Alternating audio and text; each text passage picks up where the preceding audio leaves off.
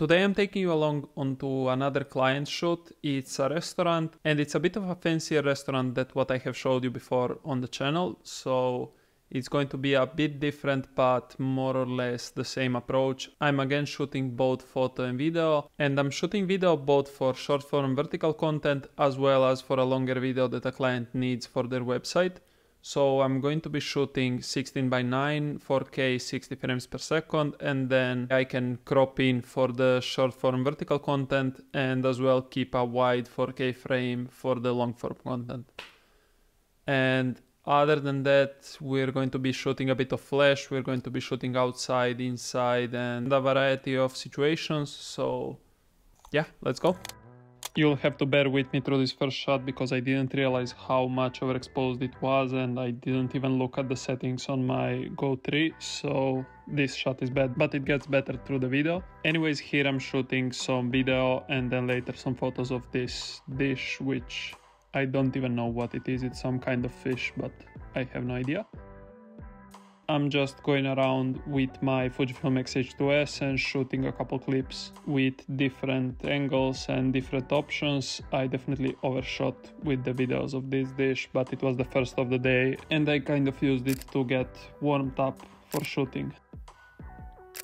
With the X-H2S I'm using the Tamron 17-70 f2.8, and for video I'm not even using any ND filters because I want to be able to switch quickly between photo and video and not waste time on shooting. So that's the main reason I'm not using ND filter. It doesn't really matter because most of the subjects are static, the movements are really slow, and there wouldn't be much motion blur in the clips anyways, even if I was using a 180-degree shutter.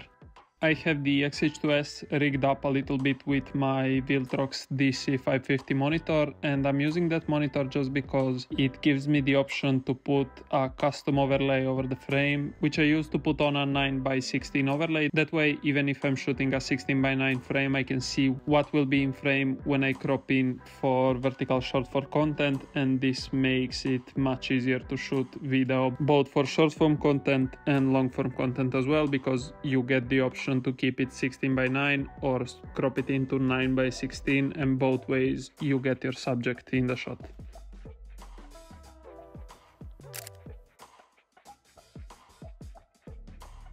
The video you see on screen is unedited, there's no grade, no color adjustment or anything like that. I was not shooting log, I was shooting the classic Chrome film simulation with some adjustments, which I will be putting on screen right here, just so you can copy it if you want. But this film simulation and these adjustments give me a really simple and easy file to grade without having to mess around with log, with conversion LUTs or anything else, and I think it gives me kind of nice colors and a nice base to start editing and not have to do a lot with colors. You'll see with each dish I'm trying to get a couple different shots, that way I can stitch them together for a reel and also have different options for what I want to use in the final deliverables. I have the white balance set on both cameras on, I believe, cloudy, just so I have a consistent white balance. It makes the editing much easier, especially with video, but with photos as well. When the white balance is set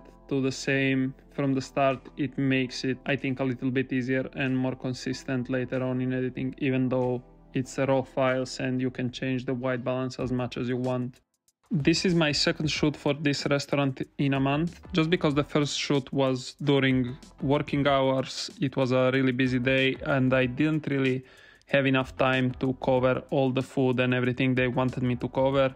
It's a start for a new season for there. They have a new menu, they have new menu items that need to be covered, and we just didn't have enough time to cover everything. So this shoot we started about an hour before opening. That way the cooks have time to prepare all the plates that we need to shoot and we need to make sure to shoot, and that way I also have more time on the outside patio, which usually gets filled with guests, to just shoot and show more of the space and more of the food interacting with the space, which was really nice.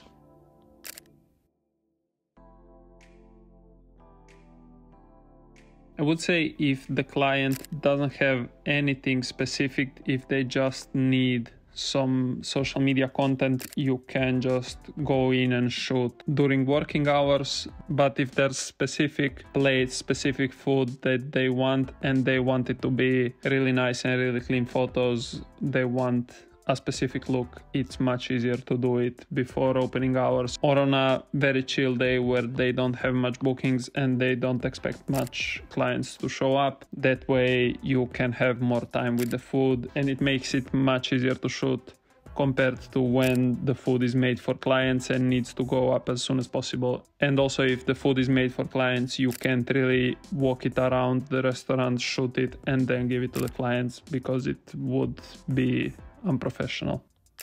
So this way to shoot is much easier, and it makes it much easier to deliver more and better quality photos and video. You will see later on for this shoot, I really over-delivered, especially on the photos. I think I delivered more than 100 photos and about 8 or 9 Instagram reels, which is quite a lot, but this will keep them covered for at least a month, month and a half, which is perfect because I am going on vacation and won't be there to shoot.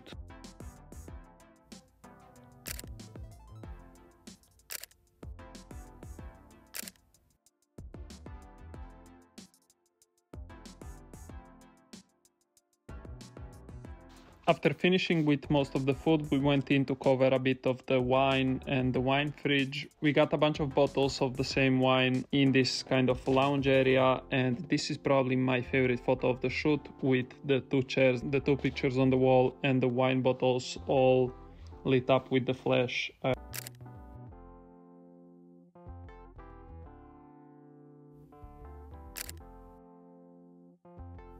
And then we moved on to shooting some other wines in the wine fridge.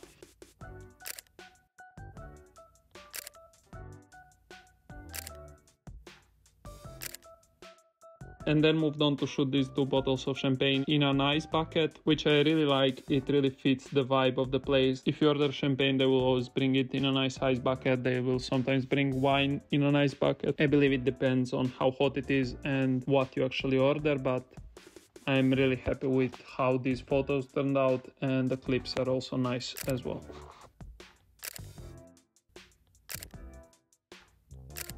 After that, I hopped on the gimbal with the X-T3 and the 12mm Samyang and just got a bunch of footage of the space, of the singer they hired to sing during the evening, and that way I can also use the audio of the singer for some of the reels, which is nice. It's always nice when you can incorporate stuff that's actually going on in the restaurant into the videos you deliver, and it gives kind of more authenticity to the deliverables. Also, having background noise of people eating and of the conversations and stuff like that, it's really nice to have just below the sound of the music.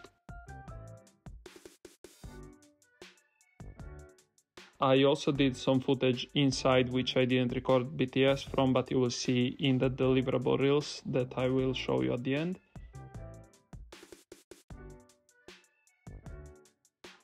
And I also used the opportunity of shooting the making of tuna tartar, which they actually make in front of the clients. It adds a bit of interest to the dinner. It shows that everything they make is really fresh and really good. And I'm just glad that someone ordered it, so it gave me the opportunity to shoot it and cover it for the clients.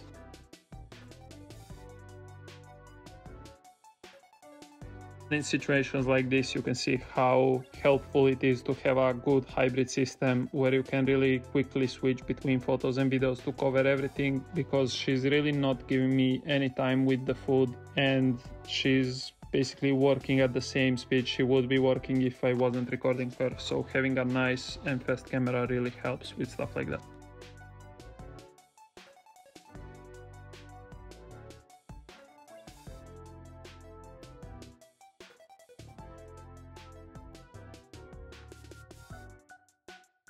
Anyways, now we're done with the behind the scenes, and let's go into editing the photos. Okay, so now that you've seen how I shoot, let's go through some of the edits of the photos just so you see more or less how I would edit photos for a client. So the first thing I do is I just go through all of the photos that I took on the day, and I just mark the ones that I want to edit with a 1 star. And then you can see here all the photos that I marked. I marked 140 photos. Some of them are kind of like the same photo, just slightly different composition or something, and then I decide which ones I want to deliver after I edit them. That way I kind of see better which one I like and which composition might be better, or if I think the two are different enough, or if I can't choose, then I let them choose by sending them both options and then they decide for themselves. Here, this is one of my favorite photos from the shoot. It's really simple. It's like a nice and clean photo with a lot of negative space up here, and I don't know, I just kind of like the gradient light to dark transition.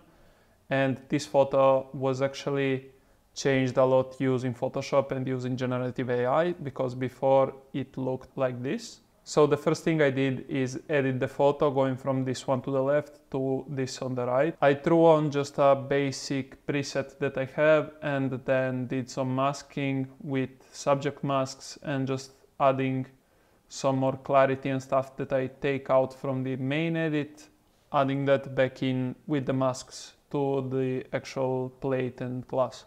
So that way the plate and glass are nice and crisp, while the rest of the photo is more soft. And this kind of makes the subject pop out of the background more and makes it kind of more three-dimensional. After I did that, I took the whole thing into Photoshop and used generative fill to take out these crumbs that are next to the plate and take out the background, which then gave me this result. And on here I just did a couple small adjustments after Photoshop just to add a bit more contrast to the background and to the whole image. And honestly, I'm really pleased with how this turned out. It almost looks like it was shot in a studio, not really, but you can see a lot of reflections in the glass, which in a studio you wouldn't see, but generally I'm extremely happy with how this photo came out.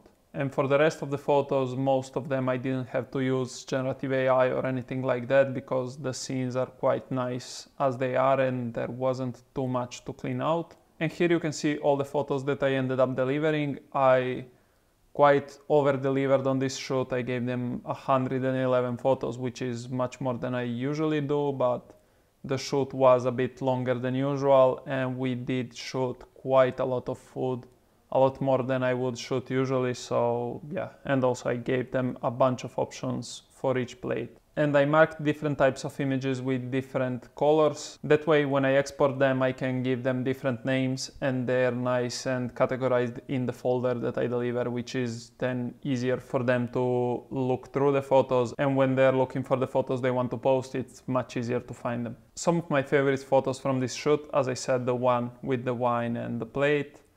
I love this photo of the bottles of wine set up on this small coffee table with the pictures in the background and shot with the flash. And yeah, generally I'm quite happy with all of the photos from this shoot. Now let's go into the video.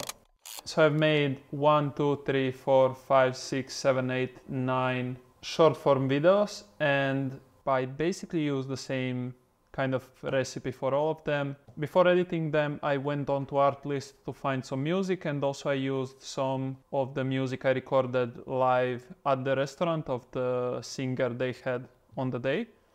And for 2 reels I used the music from the singer, and for the rest I used music from Artlist, and basically just went through maybe dish by dish or pairing of a few dishes in some videos. Some videos I made more about the space or something like that, and they're a bit different. I'll show them to you at the end, but it's basically all the same thing. As I said before, I was shooting wide 16:9 and then just cropping in. So if you look at the timeline, you can see every single one has a crop layer and a grade layer. The grade layer is just the color grade of the video, and the crop layer is to make the footage actually fit into the vertical short form content. So if I disable the crop layer, you can see it's actually a wide shot and it doesn't really fill the whole frame of the 16:9 vertical content.